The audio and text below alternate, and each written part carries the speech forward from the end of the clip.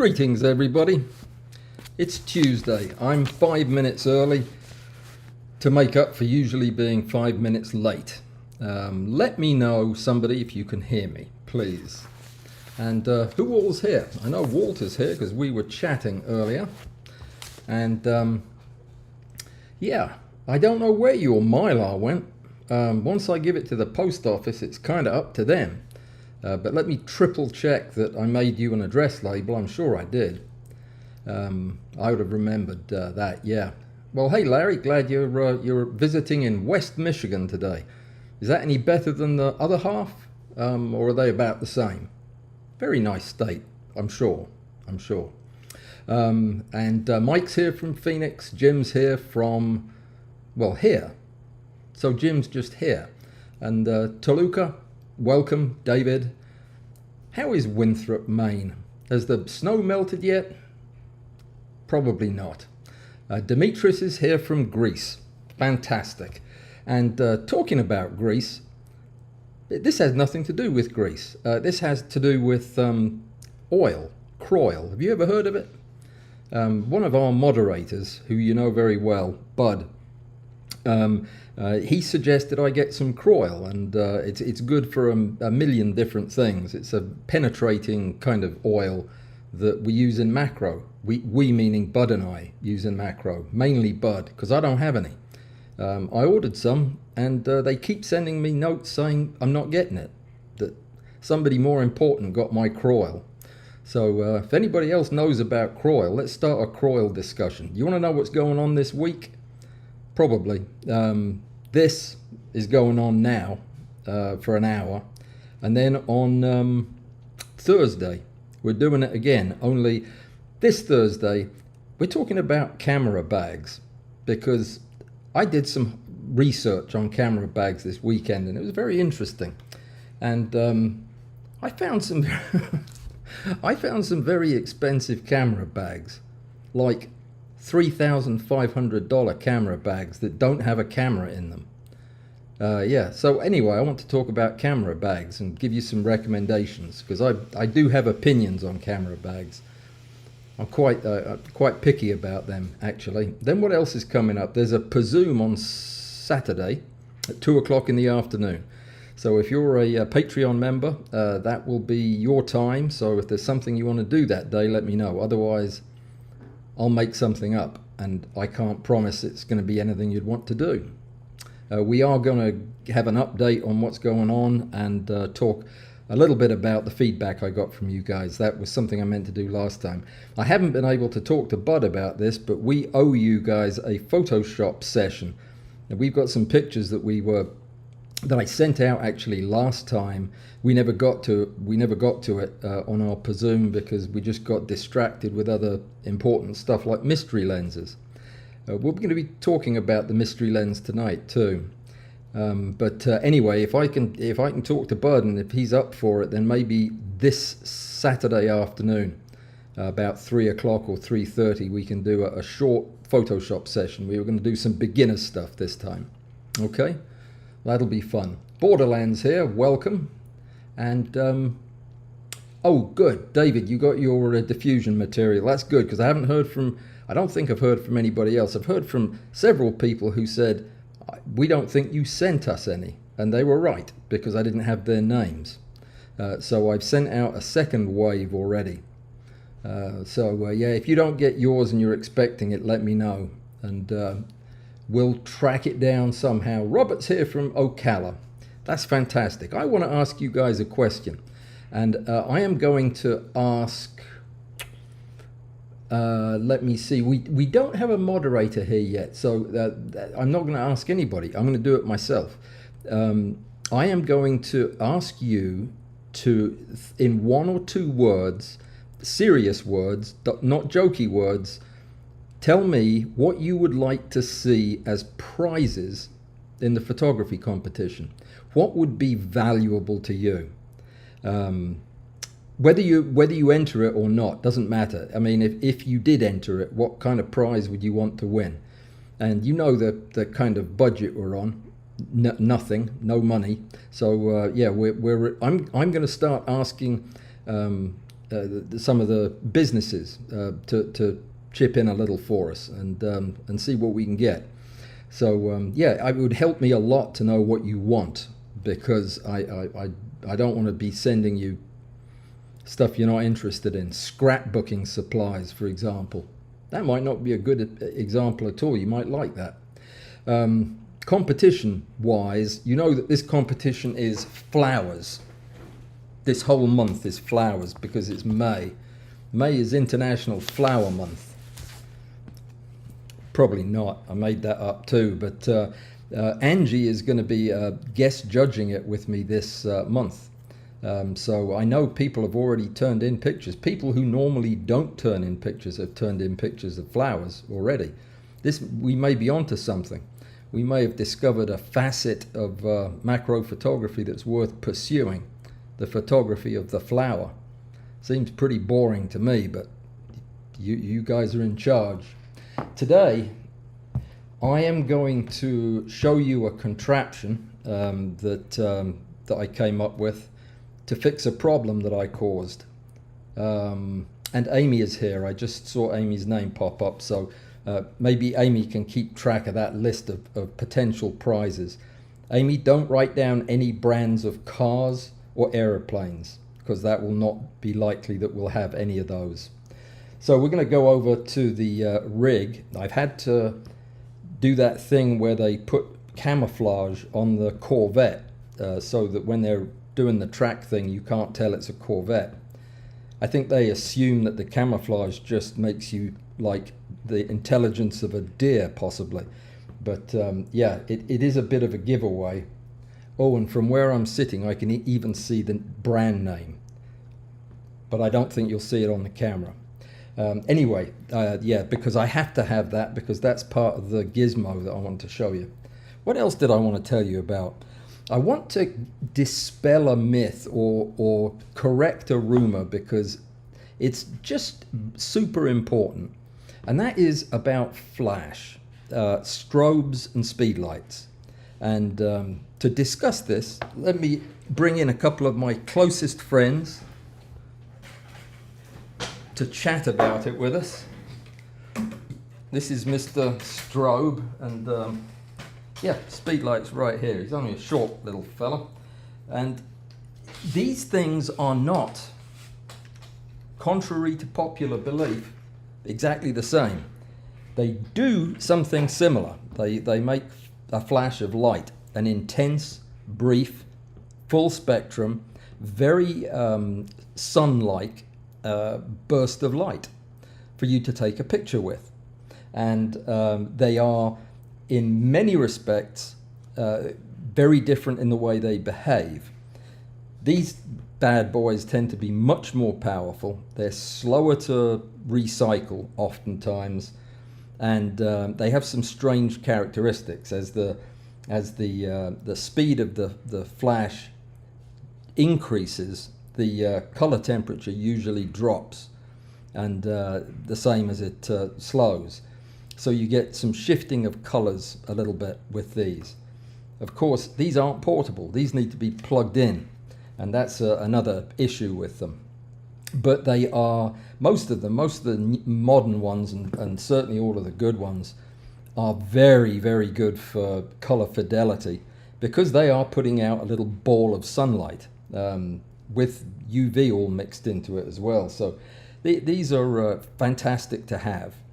Now, the big difference, yet the difference you will never hear if you do a search on the internet to look for information about the difference between these two things, what you don't read about until you're a few pages into the results is the actual difference between them. What makes it possible for a speedlight to put out the powerful light that it does in such a small package, and why is it fundamentally different than a studio light? Why do I not recommend studio lights for macro, even though you've seen me use them on rare occasion? Well, the difference all comes down to a particular kind of transistor that the speedlights use. It's called an IGBT, which is some kind of ignoramus bipolar gated something or other transistor, something like that. Doesn't matter. The point is that this uses a transistor that changes the way it fires. They fire in two very fundamentally and very important different ways.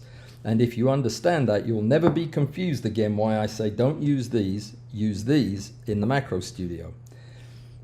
The difference is, every time a Speedlight fires, it fires with its full capacity, 1/1 power, and it flashes that way every single time. It's a full discharge or it's no discharge at all. That is what happens. The capacitors that are in there, which are big, beefy capacitors, empty completely, or as completely as they can, every time you fire the flash. Well, how do we control the intensity of the flash then? The way we do that is with the circuitry, the electronic circuitry that include these special transistors that are so precise they allow us to abort the flash process after all the power has been dumped into the flash tube. So basically it cuts short the flash, which is why they're called Speedlights, because they rely entirely on the speed of the circuitry that is going to cut the flash off right when it starts. Now, if you don't cut it off, you get the full power flash, and all of that energy, all that power is drained out of your battery, and on you go. But if you do stop the power, and you can stop it as quickly as 1/30,000th of a second at the lowest power, because these get faster as the power gets lower, because you aren't having to stop so much energy. And and that's how they work. It's completely the opposite of these.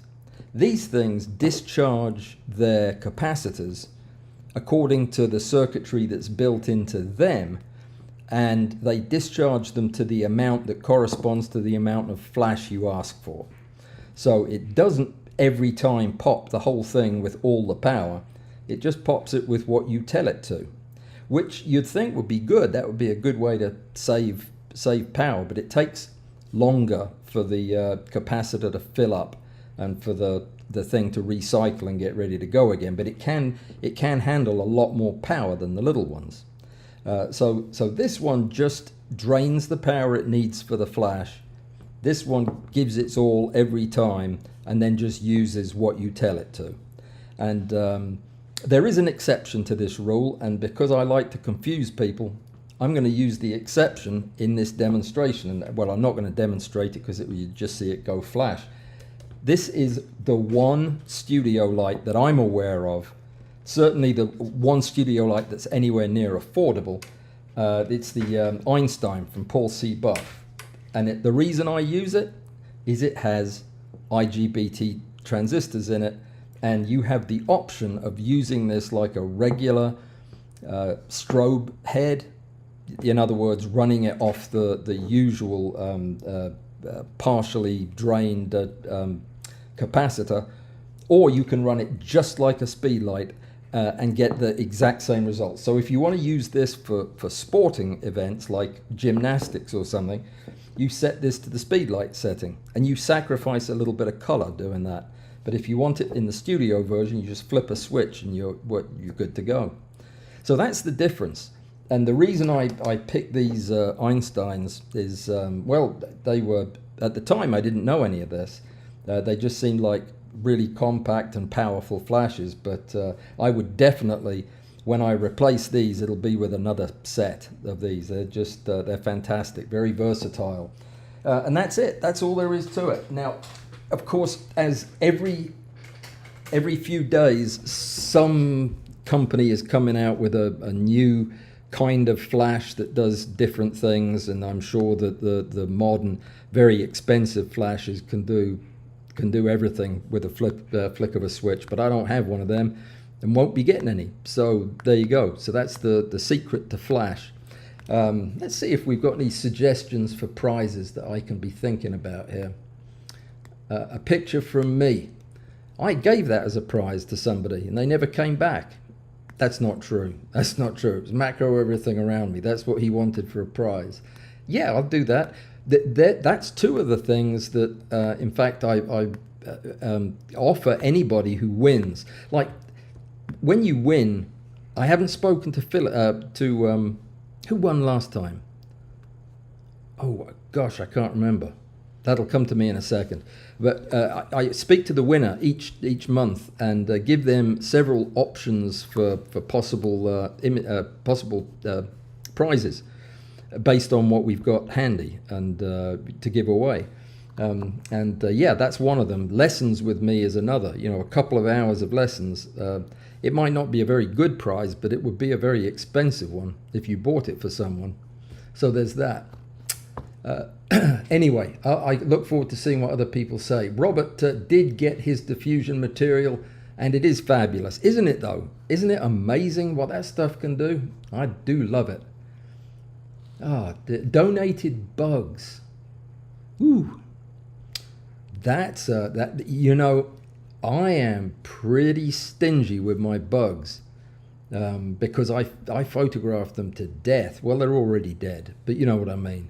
Yeah, that would be a good prize, but I would have to, I'd have to start stocking up on weevils. Let me think about that. I'll definitely put that in the front of my mind. I thought about actually selling bottles of weevils, and then I thought that would make me like a murderer for hire. I didn't like the idea of that. But I also didn't like the idea of the fact that when do I go outside to find weevils? Never. I don't even go to the grocery shop but once a month. So I wouldn't have time to do it. And they wouldn't come here knowing what their fate was. But let me think about it. That is a good idea. Donated bugs. I like it. Hey, Gustavo's here. I didn't see you at the top of the page there, my friend. How's it going in Texas? There's somebody who's had a lesson from me and doesn't appear to be any the worse the wear for it, which is good. Let me see. Art's here, and I think you probably Peter, welcome. Happy, joy. Are you in a good mood or mad? What is it? Glad you're here. Hungarian Nuts from Knoxville, Tennessee. I love Knoxville. I don't know why. It's not much to it, but yeah, I do like that town. Always did. And everybody can hear me loud and clear. That is good. All right. I did go quiet, but that's just me thinking. I'm going to talk to my friend Jan for just a second because, yeah, it's business. So you close your ears, everybody. Jan, I am so sorry that I hadn't got in touch with you sooner to give you an update. My friend is working with me on an idea for the printer, which is delaying the getting of it. So it's not ready for me to put together and dazzle the world with just yet. Thinking next week. So just wanted you to know that. Thank you again. Good. Let me see. And Larry said it was him. So you put something in your ears, you couldn't hear a word I was saying, took them out, and then I was back online again. Good man. Good man. All right, Laura's here. Laura, how are you feeling? I hope well. And from the state of Chicago, which is not a state, that was a trick. That was a trick comment to see if I would fall for it. It's not. Chicago is not. Chicago is a town in New Mexico, I think. New Mexico doesn't sound right. Dakota. Yeah, that's where it is, Dakota. Let me see.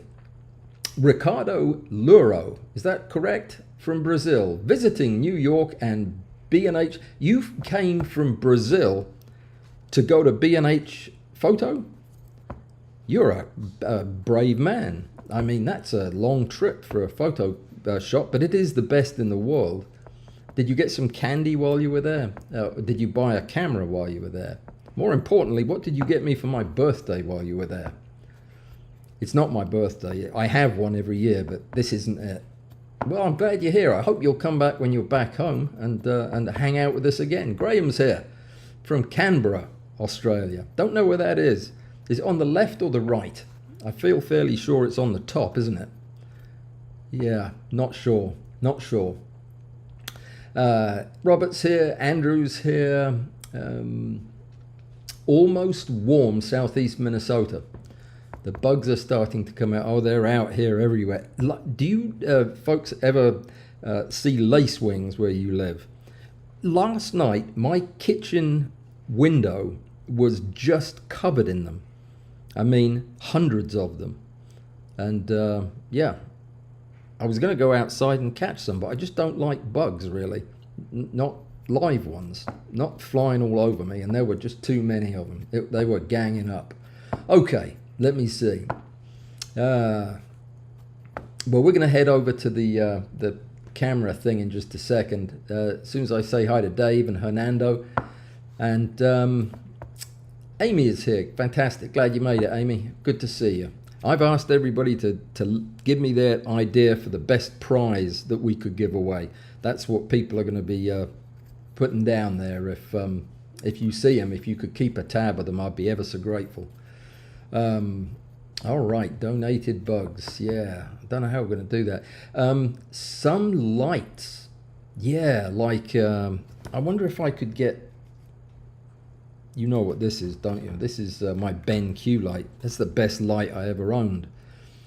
I bet BenQ would give me another one if I asked them.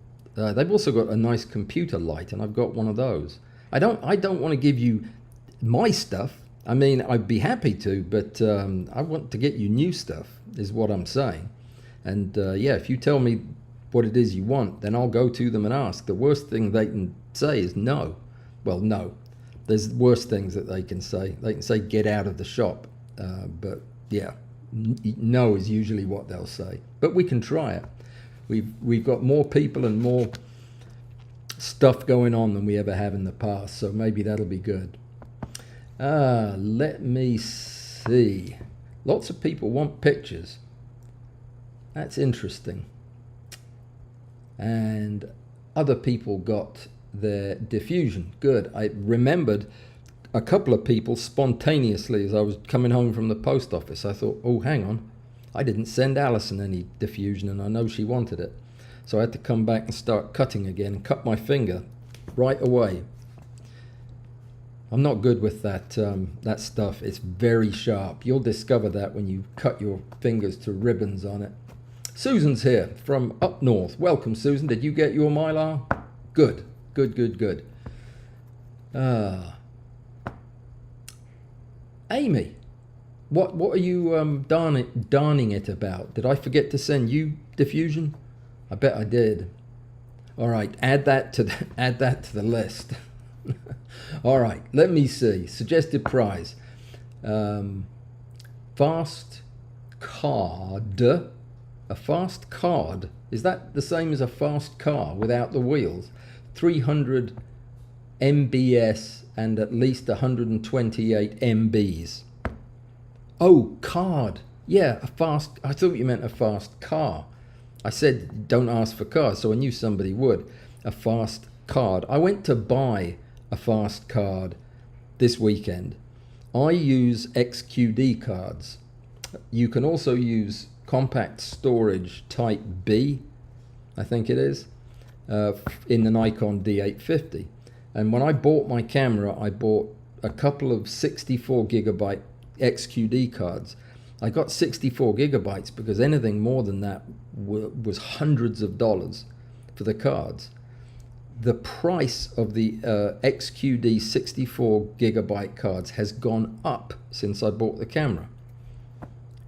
And the price for a terabyte the compact flash card is $500, $600. It's crazy because I've been doing some full frame DSLR macro with very, very deep stacks of over 1,000 images. And that's it. That kills your computer and everything else. And I just run out of space on the card before I run out of power in the batteries or anything else. So yeah, that would be a good present. The trick would be getting that company to give us one. What do they call SanDisk? I'll ask them. I'll write to them. Good ideas. Did they make them in 300 MBS? I thought they were like 150, 170 MBS. Mine are 310s. Well, we'll talk about it. How about a live auction to raise funds for the channel of donated bugs? You know, that's a good idea. I've never done an auction. I don't have anything to auction off. You want my children or something like that? They're all grown. They just leave again. Yeah, I need to think about that. That has never occurred to me before. But you know, with macro rails starting to blossom, and you guys going over there and visiting and checking out the shop and reading some of the stuff we put in there, and with nothing but more exciting stuff to add all the time, including the ability to put videos over there, and you know, have a place that you can just go consume content as well. I am really hopeful that we won't need to do any kind of fundraising to you know, keep the thing going. That's been my dream all along, is to have this thing pay for itself. And I apparently was just doing it wrong, which was why it wasn't paying for itself. So I'm hopeful that we won't need that, but let's keep it in the back of the mind, I think. Oh, Ricardo Luro bought a Wii Macro. Any recommendations? Yeah, use the Wii Macro that you bought all the time. That is a great little focusing rail. I think it's one of the best bargains out there if you got it for the price that they were at when I reviewed it myself. I have it and I use it. I love it. It's takes a bit of getting used to. It's a little bit different using the phone interface, but you know, I presume you have a lens, Ricardo, that would work with that. Either a reversed enlarger lens or a reversed prime lens, or maybe you have a higher power macro lens, a 2-to-1 lens, or possibly even a microscope objective. If you tell me what you have, I'll give you some suggestions of what you can shoot, because I've shot it, whatever it is. I've taken pictures of it with that rail or ones like it. Let's pause there and wander over in that direction. Let me see if I even turned the camera on. I feel sure I did, because I'm very efficient in this kind of thing. Yeah, that's pretty, isn't it? You're supposed to say, yes it is. And yeah, my phone has gone off for some reason. I'll have to tap that to wake it up. But yeah, we'll go over there in just a moment. Let me tell you first what we're going to do when we get over there. The problem, as you can see, and I'll do the talky bit now and then I'll show it to you when we go over there, but the rail is fairly short, as they all are. Mine's an extended rail and it's still too short for this, and the lens body itself is 50% again longer than my longest lenses. So I didn't really build this rig for a telescope like this. So what I had to do was come up with a way to extend the rail on the bed, to have the specimen securely mounted on the same surface, and to support a lens that is entirely carrying all of its weight at the far end. And it is heavy at the far end. So you've got this 2 foot long lens with all the mass concentrated at the end. Not dissimilar from a microscope rig using an infinity corrected scope, though this is not that. This is an entirely novel kind of device, but the problem remains the same, and the problem is huge. You cannot, should not, and cannot just suspend this thing on your camera, because the flange would be holding the entire weight of this thing on the end of a long moment arm, so it will be putting tremendous force down on your flange. It could even conceivably tear the bolt out of the fast quick release clamp on the base of your camera.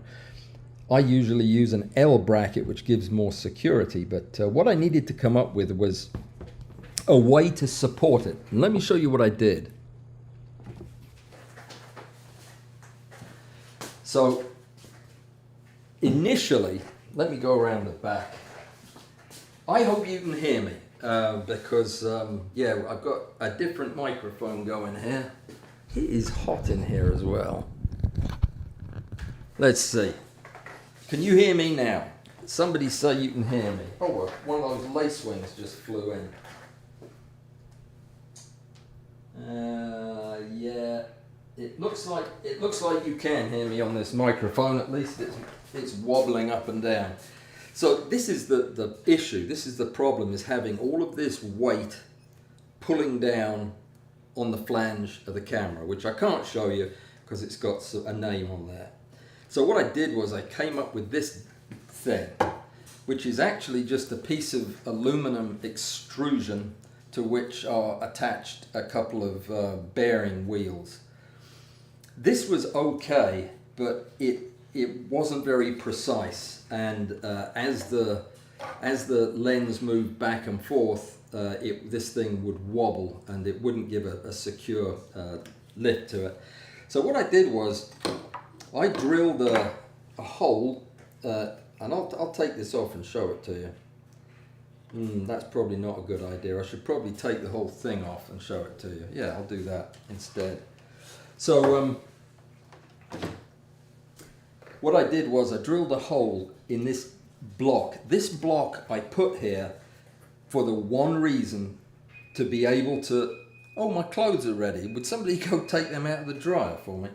So the idea was, if I was to put this rail up on this little plinth, which is made of aluminum, then I would be able to slide my macro rail backwards and forwards to put it in the position that I want it in, all the way back to about there. Once it's back here, there's nothing supporting it at the front. So that works pretty well, and that's a nifty thing to have. But I had this here.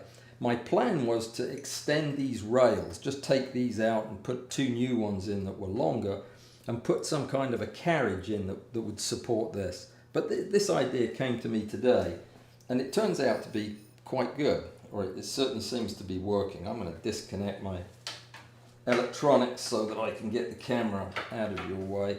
This, by the way, is how I test it. I'll show you what I mean by that. This is a Klein protractor. It's actually an accelerometer. I put it on the table here and I zero it. In fact, I should put it right on there and zero it. Now, it doesn't matter whether or not it doesn't matter. He's eager to get on the stage. Doesn't matter whether this is exactly flat or not. It's the reference for this whole table. So if it's off by any amount, then the whole table is.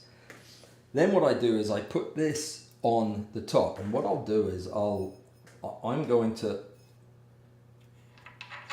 loosen it up and show you what I mean. So when I loosen it, it now is not supporting the weight of the lens. So when I put the protractor on, it tells me I'm half a degree pointed down, a third of a degree pointed down. And then when I put this thing back up to the height that it needs to be at and then lock it in place,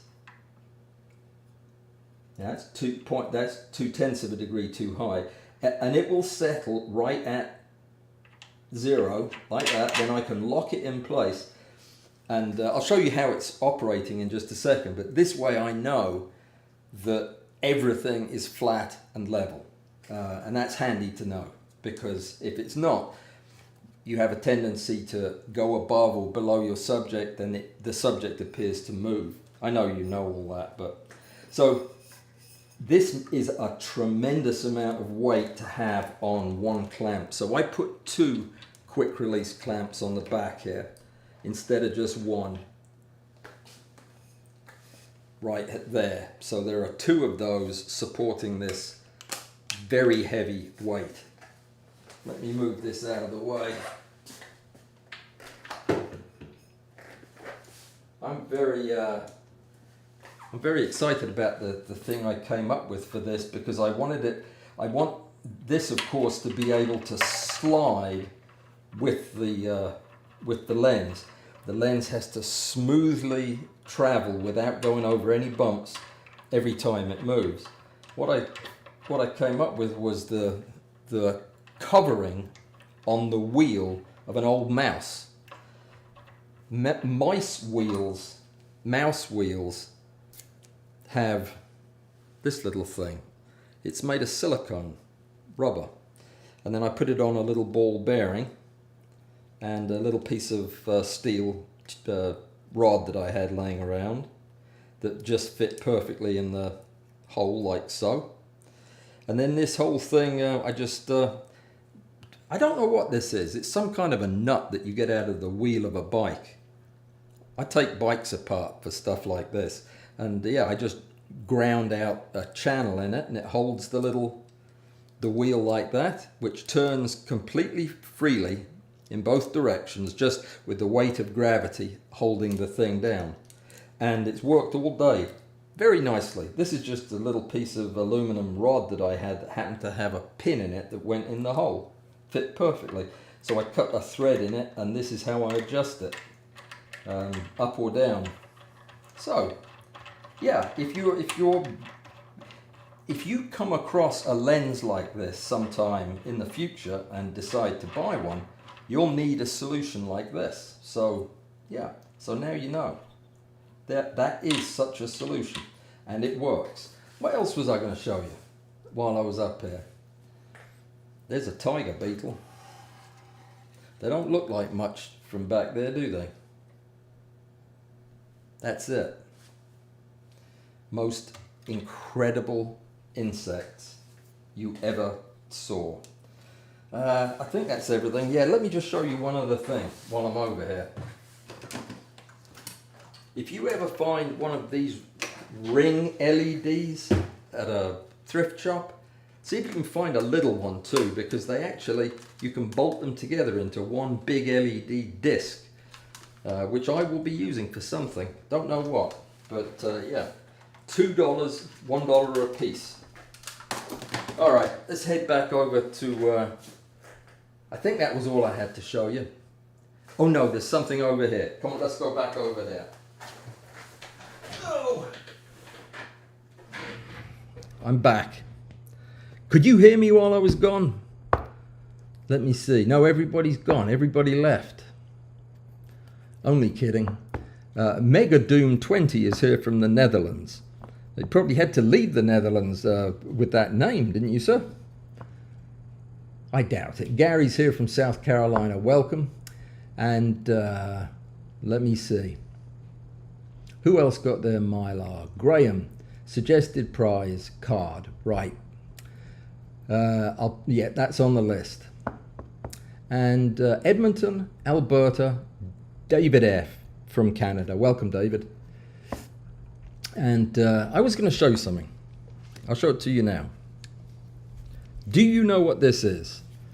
Somebody asked me the other day, and then another person asked me the same day, why on my tube setup for the Mitutoyo 10X, lent to me courtesy of Captain Martinez on the great island of Hawaii, who simply overheard me saying I didn't have a Mitutoyo 10X against which to test this mystery lens.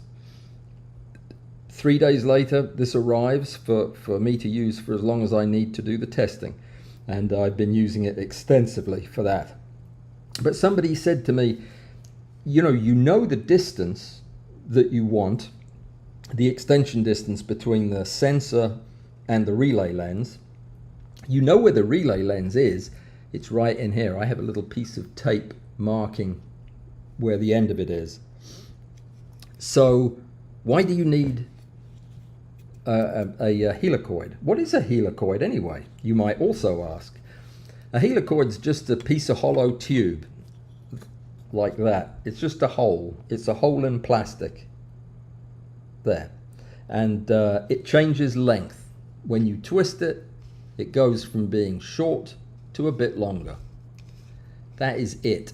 It's what they focus with in astronomy or astrology, the one where they read your signs, I think. And they some of them will move a lot, some of them move just a little. I only wanted one that I could use as a fine-tuning device. But why would I need that if I'm using a known tube lens that should give me the same tube length every time? Well, it does give me the same tube length every time, but it's not necessarily the number that we think it's going to be, say 200 millimeters. That's the focal length, but that might not be the length at which this thing is focused on infinity. So anytime I'm using a new lens or a new setup or a new relay lens, I put it on what I think is about the right distance, like so, put it on my camera, take the objective off, and then using only the length of the tube, I focus it until the things I can see at infinity through the relay lens are in sharp focus. Now, I was going to do this live this evening, and then I remembered it gets dark before I could have done it. But yeah, I did record it to show you, and I know we've talked about this before, but it's so important because people will still ask me, how much distance should this be?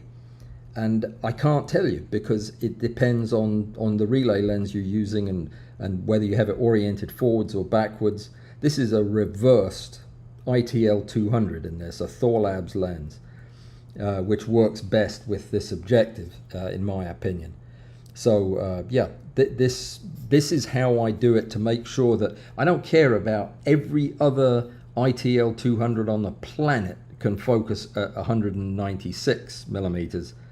Mine focuses at 193, so it is set at 193 using the helicoid.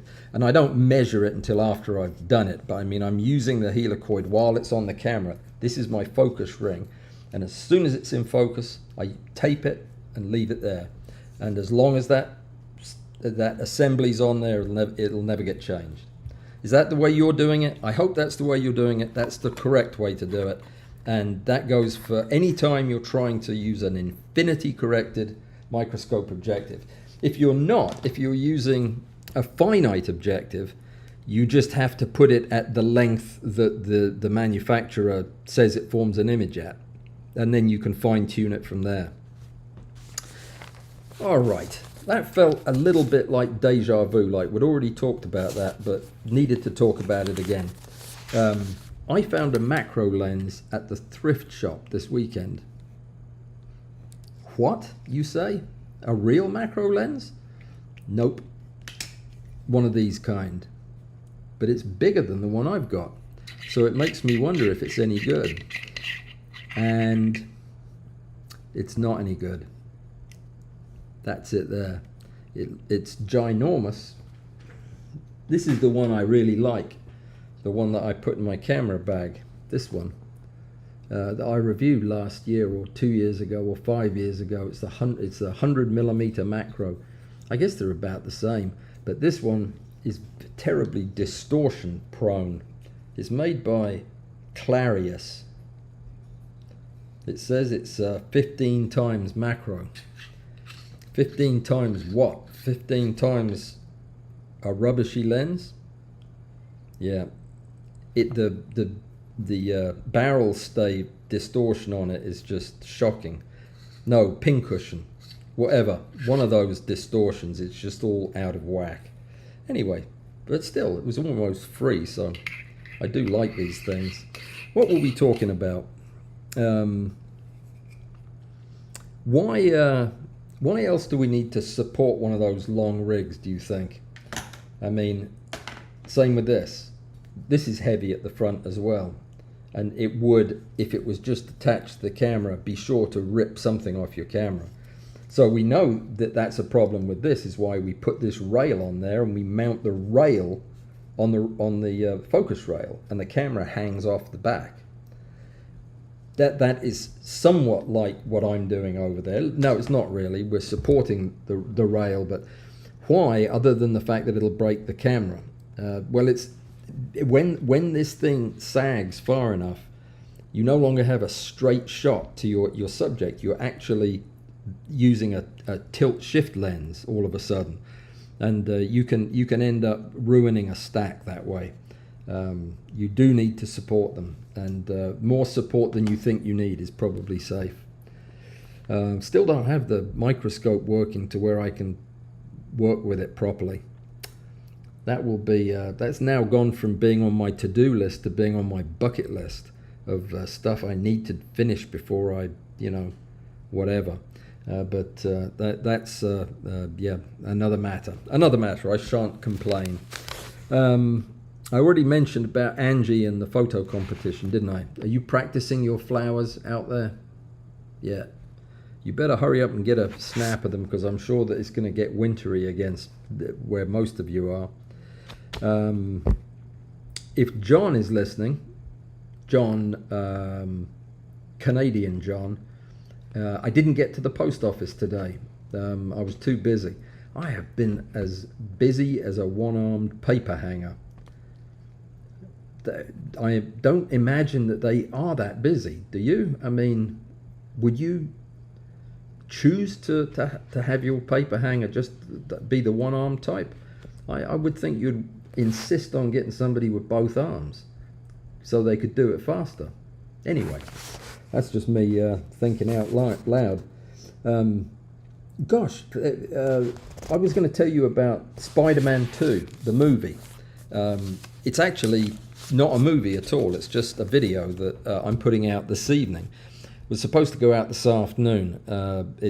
Stuart came back almost from beyond, because he went on holiday and got ear infection or something horrible like that, and he's been poorly for the whole time he's been back. Yeah, that's why I don't take vacations.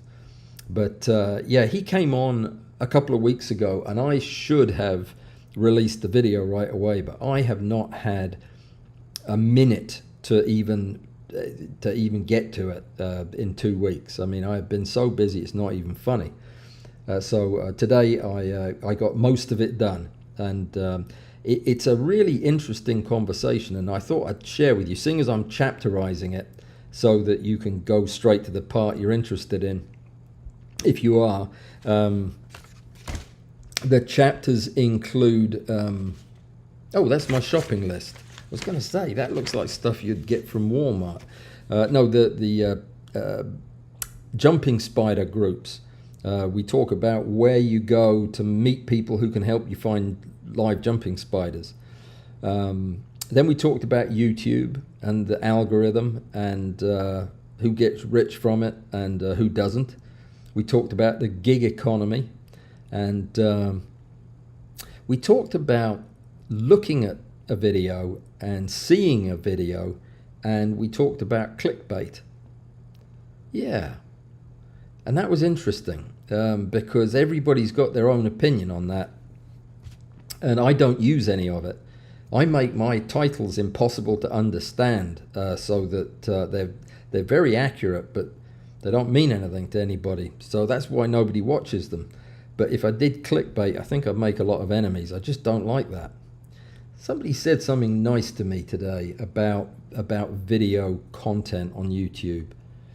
Something about old-fashioned YouTubers, like there's no such thing. YouTube hasn't been out that long, but I mean, the style of tutorial videos and things that I did were not very common, not very popular, but turns out they are quite popular. People do seek that stuff out. It's the setting fire to your hair videos that I think are a bit pointless, but they're the ones that make the money. Then we talked about, yeah, well, you knew this was going to come up. We talked about sponsorship, because he has just picked up a new sponsor. And we talk about networking, YouTube, the camera companies that we try to get to support us. And yeah, it was interesting. We talk about a couple of different arrangements we both had. Then we got into the topic that I knew we would end up on anyway, which was dead or alive photography. And yeah, it's a well-known fact that Stuart cares for his photography specimens in rather gentle ways. He takes them out for dinner and everything, and then he lets them live in his house until they pass on. So he says in the discussion that the reason he doesn't have tarantulas is because they live for 20 years and he hates spiders. It's a confusing conversation if you want to try to follow all of it. But yeah, that's it. So he doesn't seem to be too bothered by my murderous inclinations when it comes to insects, which is, I think, the right way to be, because, they're insects. And they would eat us if they could. Anyway, that's neither here nor there. We talked about ethics and photographing snowflakes. And I don't mean snowflakes in the rude sense of calling somebody that. Actual snowflakes. You can't photograph them here because they don't fall out of the sky. We have snow here about, once every never. And yeah, I don't know what it would happen if we got so much as a flake of snow on the road here. I think everybody would just faint dead away. It's the southern way to be outraged. And there's loads of other things, but we talk for an hour and a half, and it's a good, fast-paced conversation with lots of good laughs in it. So it'll be up tonight. Hell or high water, it'll be up tonight. Videos that I am working on are largely top secret, but they are going to be important. Important for you and important for me, but they're going to be, I hope, significant videos that will garner some attention for the channel, because it's with a big company and it's a big release, a big product release. And it's going to happen sooner than we initially thought. And it's going to be less expensive than we initially thought. So I can't say any more than that. That's just a hint, a rumor. So that's going to be coming out soon. And then a lot of my energies right now are actually focused over on macro rails in doing a lot of the content writing. We need some good, interesting tutorial stuff while you're over there, and it's all unique, novel stuff that I'm writing myself. That it's not repurposed from anywhere else. It's the stuff that I write when I'm having an idea to write. So yeah, you should check that out. It's over on macrorails.com. I'm going to have a page over there that I told you about last week called https://www. Oh, I know. I can show you instead of just reading it out like that, because it's got to be irritating.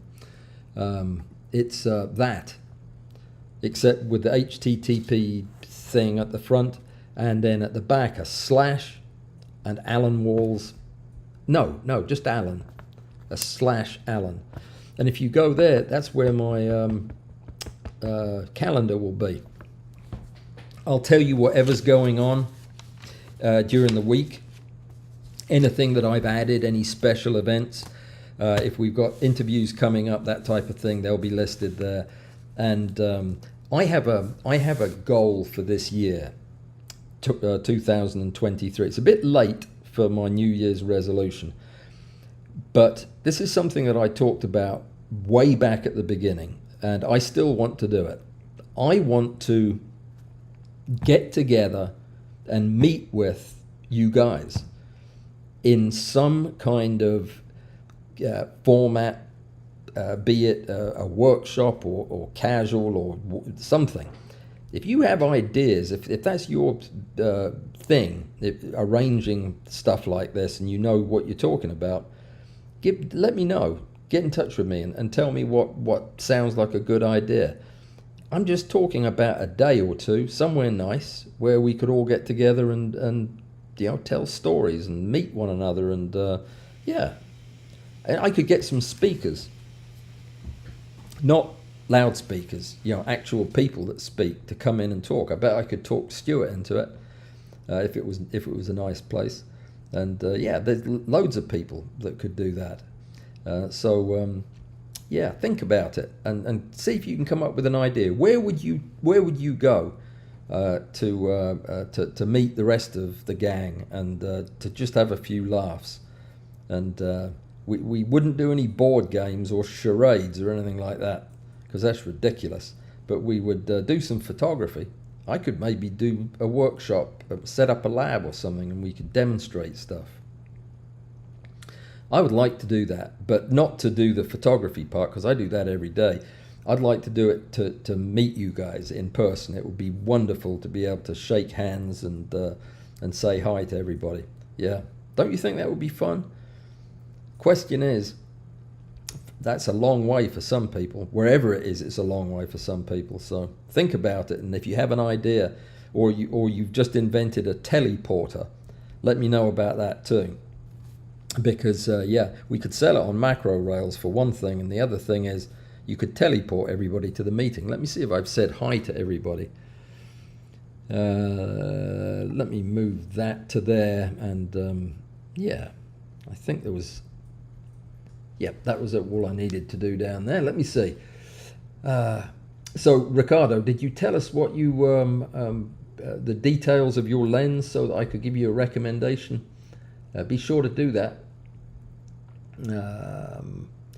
Leroy Harding is here from Harrogate in England. Welcome, Leroy. I'm glad you're here. This is your first trip, I believe. You should come back. Normally I'm organised. I'm not organised, but I pretend to be pretty well. Tonight it got away from me a little bit. I had things I wanted to talk about, but I didn't do all my research.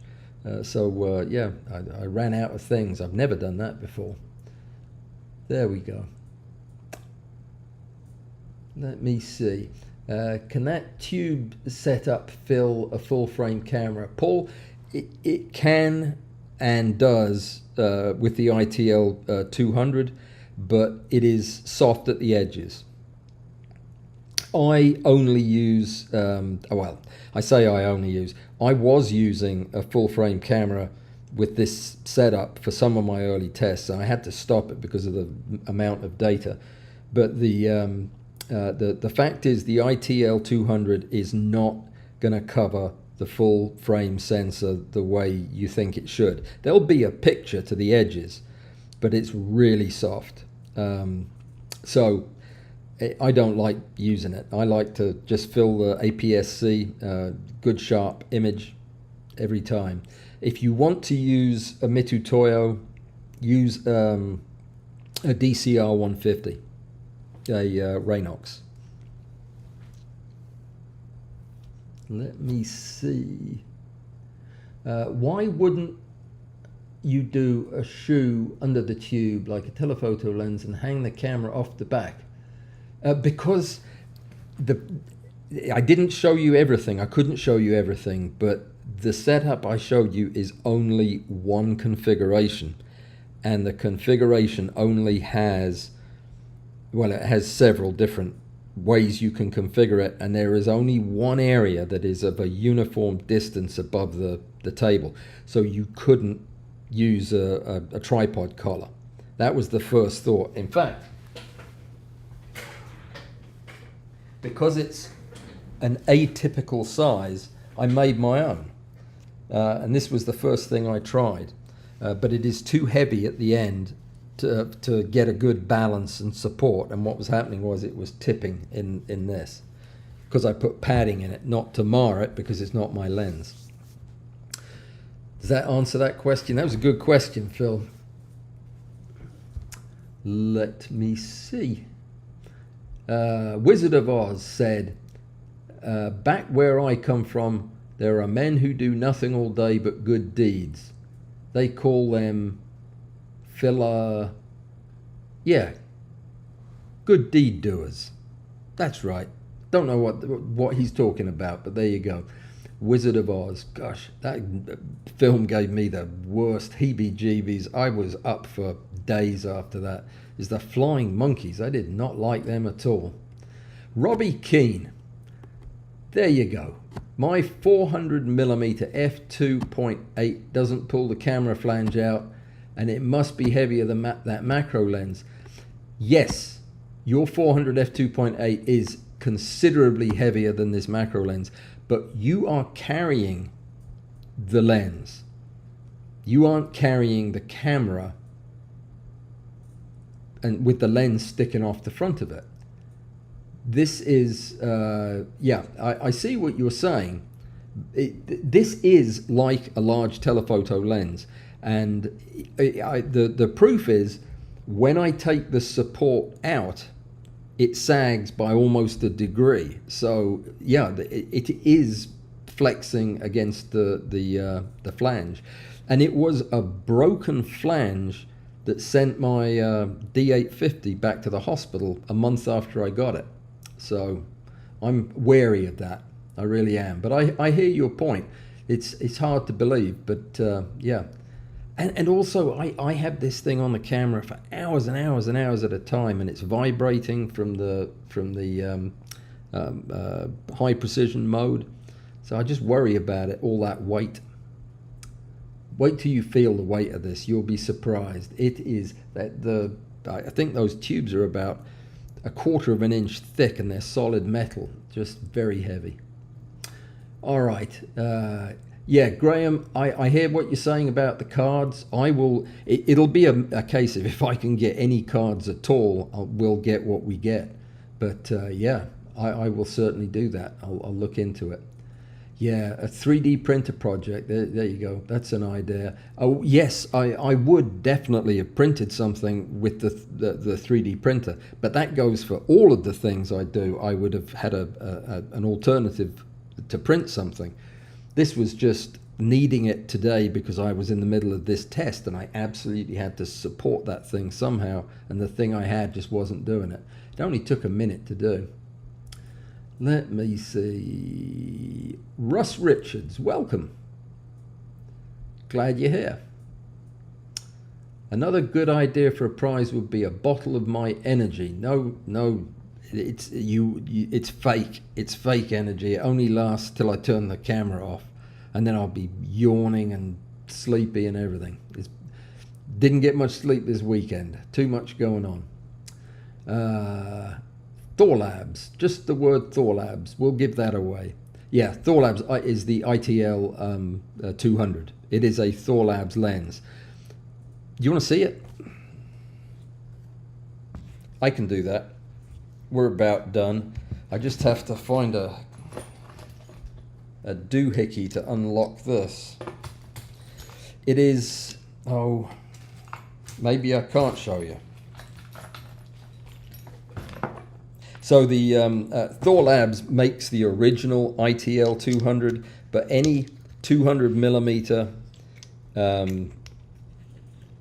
relay lens will do. The Raynox DCR 150 is a $60 version of this $500 Thorlabs lens. And only recently did We Macro start carrying an affordable adapter. This is the adapter with the lens in it. There. The adapter consists of a threaded sleeve of M42. So it goes, hang on, I'm going the wrong way.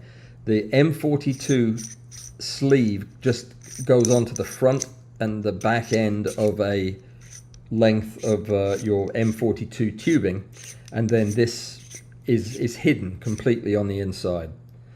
It works perfectly, stays out of the way, can't get damaged unless you take it out and start playing around with it like an irresponsible person, and then they get dropped. That's it. That's the lens right there.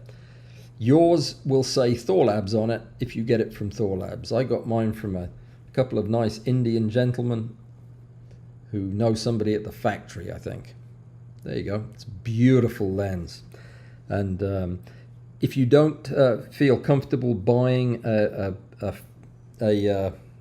potential fake, as anybody would be right to think this could be, then read Robert O'Toole's article on this subject, because he has ordered these as well, and he believes that they are authentic, real ITL 200s, which are made by Nikon. By the way, the ITL 200, they're branded by Thorlabs, made by Nikon.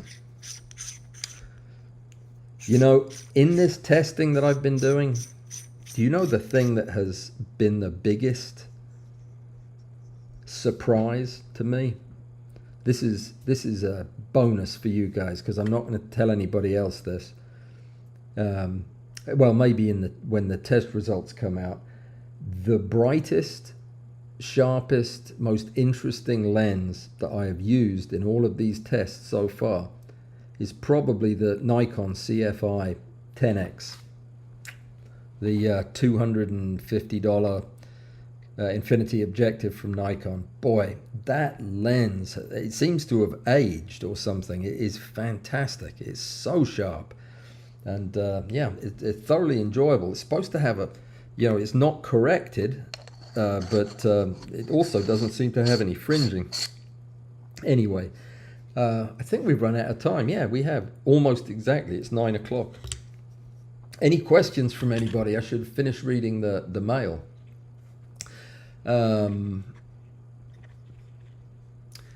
Could that tube setup fill a full frame camera? No, not really. Not really.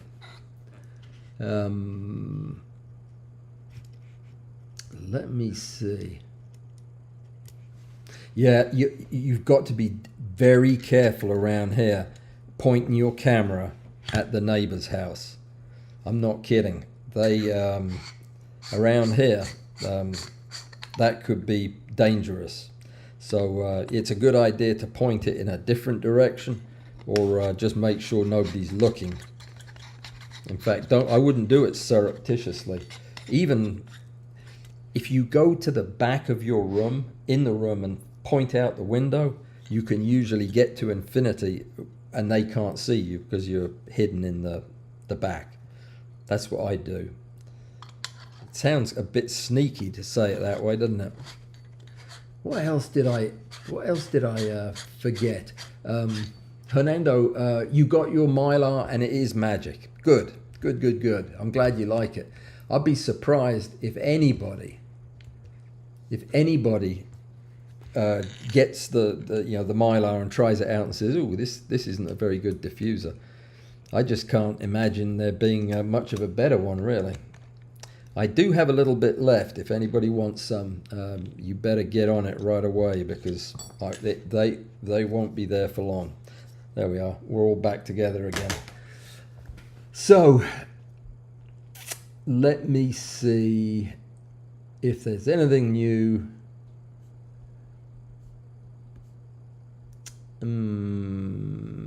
Looking for questions here. Oh, hang on. There's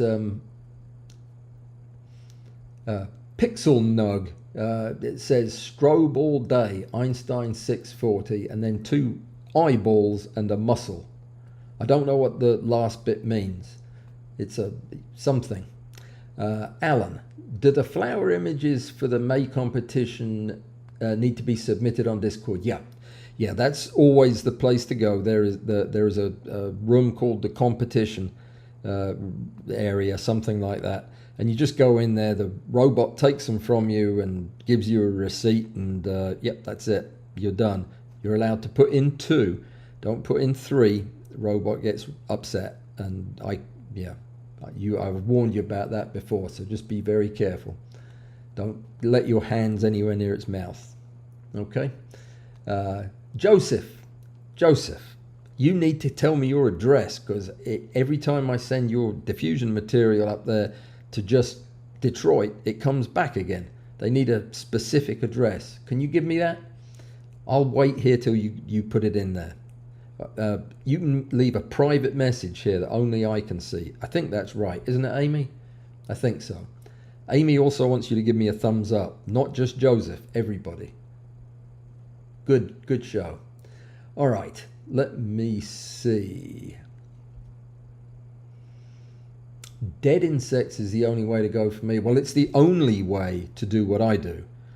If you can find an insect that will stay still for 1,000 frames, then yeah, you've just got yourself a dead insect, basically. Yeah, I can't do what I do with a living insect.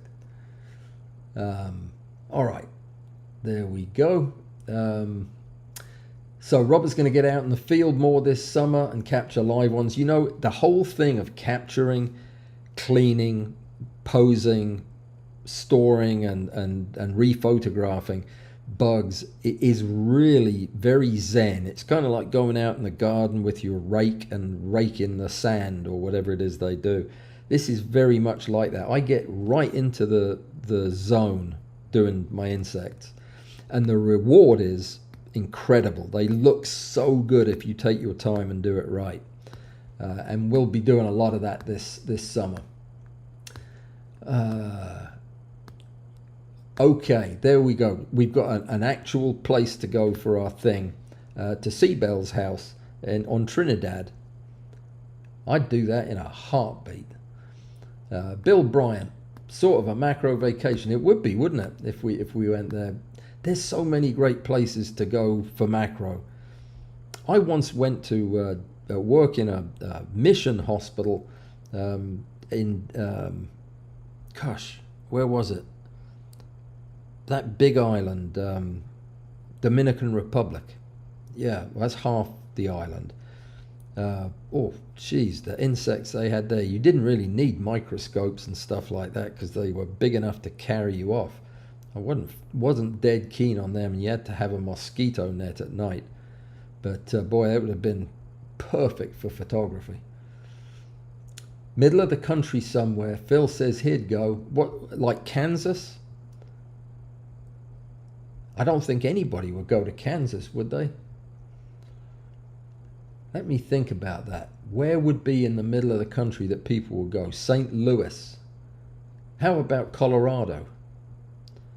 Yeah, Colorado. There's some nice places in Colorado. Let me think about this. That would be fun. Would anybody else come? We'd have to know that some people would show up. Otherwise, I'd just fly there and be the only person there. That would be embarrassing. All right. Toluca's asking, any concerns about shooting stacks in mirror up mode? Yeah, I mean, definitely. I am constantly conscious of the fact that DSLR cameras have a finite number of shutter actuations and mirror lifts, and shooting in mirror up, it does worry me. But there really isn't an alternative that will fire the flashes. Well, you know, I'm going to ultimately end up with a mirrorless camera. I know that that's unavoidable, but it does bother me. Yeah, oh, excuse me. I don't know. Oh, sorry about that. It was my camera was the thing that was ringing. Yeah, I'll have to go answer that in just a second. So we're about done here anyway. What was I talking about? Can't remember. Doesn't matter. That is it. See you guys on Thursday. Toluca, I'll answer your question more fully on Thursday. And if you're a Patreon person, come join us on Saturday, 2 o'clock in the afternoon for Zoom.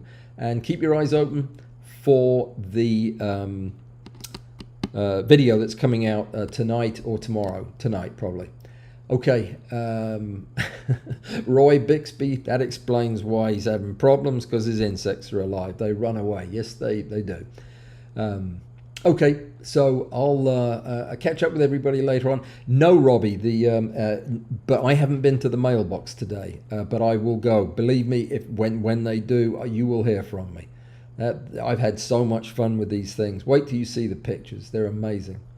All right, thank you, Amy. I'll get it from you, or you can drop it in an email to me. I do appreciate it, both of you. Okay, fantastic. All right, how long does it take to shoot 1,000 frames on my rail? surprisingly not as long as you would think. I did reduce the time of my, normally I do a 3 and a 2 second pause. I dropped that to 2.5 and 2 seconds, and that actually goes pretty fast. It was still up, you know, well, how many do you think? Let's say we get 5, so that's 12 pictures a minute. Oh yeah, jeez, no, it's more than that. Yeah, it was all day. But still, I thought it would take longer. But the thing is, I don't pay any attention to it. I turn it on and then I just listen to it with one ear. And if it starts making funny noises, I know it's screwed, it's messed up. But I'm taking steps of 1 micron, so it hardly moves at all in that time. Well, it moves a millimeter, 1,000 microns. All right, so Winthrop, Maine. I would love to go to Winthrop, Maine for our meeting. Chicago, almost anybody can get a direct flight, but do you have an insect there that we could catch? An SSD, that would be a great prize, wouldn't it? Trouble is, if anybody donated one, I'd probably keep it. That would be dishonest though, so I wouldn't do that. All right, I gotta go too. Joseph's left, I'm leaving, and yeah, Denver, Chicago, Denver sounds better. All right, guys, I'll see you on Thursday. Thanks for coming. Thanks for your patience. And I don't think I screwed anything up tonight, did I? I need to fix that. That's terrible. I'll do something wrong with the video. I'll see you guys on Thursday. Take care. Be safe.